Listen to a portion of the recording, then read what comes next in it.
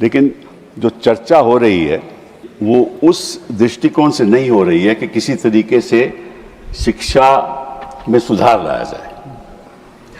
और हो क्या रहा है कि अगर आप बच्चों की बात नहीं सुनोगे और तवज्जो नहीं दोगे तो निश्चित रूप से आप गलत रास्ते पे चल पड़ोगे।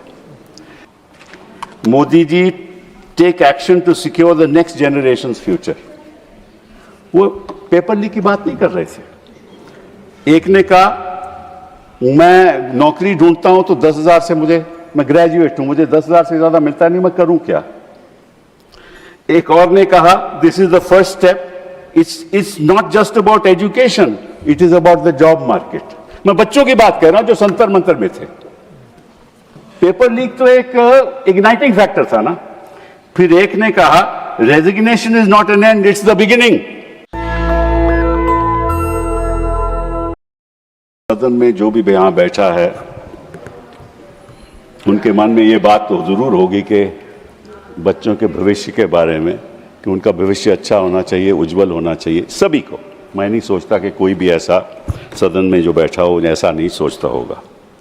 लेकिन जो चर्चा हो रही है वो उस दृष्टिकोण से नहीं हो रही है कि किसी तरीके से शिक्षा में सुधार लाया जाए।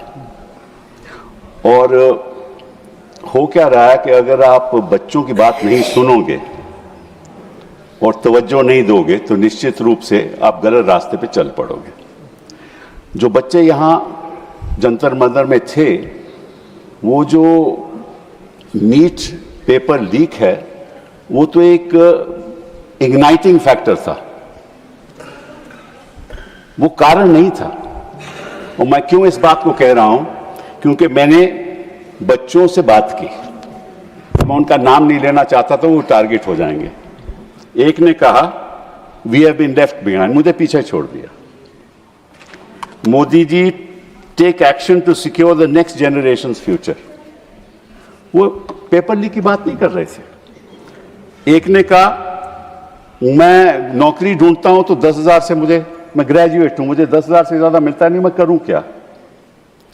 एक और ने कहा this is the first step, it's not just about education, it is about the job market.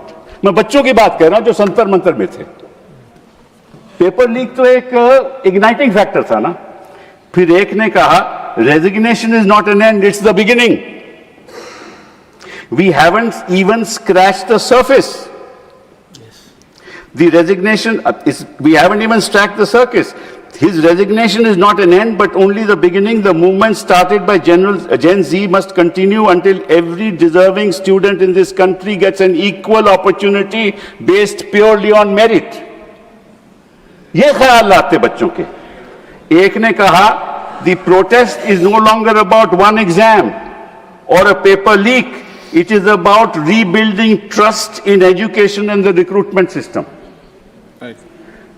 तो बच्चों का ख्याल ये नहीं था कि पेपर लीक हुआ या नहीं हुआ, वो तो होगा। ये जो विधायक लाए हो ना, इसकी असम्पशन ही है कि पेपर लीक होगा।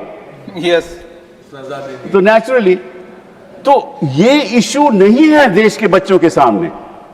देश के बच्चों के सामने उनका भविष्य का इशू है, उसके बारे में आप सोचती है।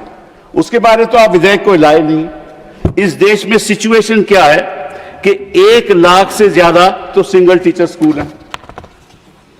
कैसे भविष्य बनेगा उनका।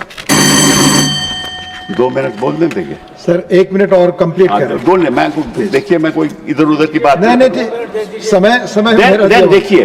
देखो और IITs, IIMs, आईसर्स में 28%, 5-6% वैकेंसीज हैं। क्या होगा उच्च शिक्षा का।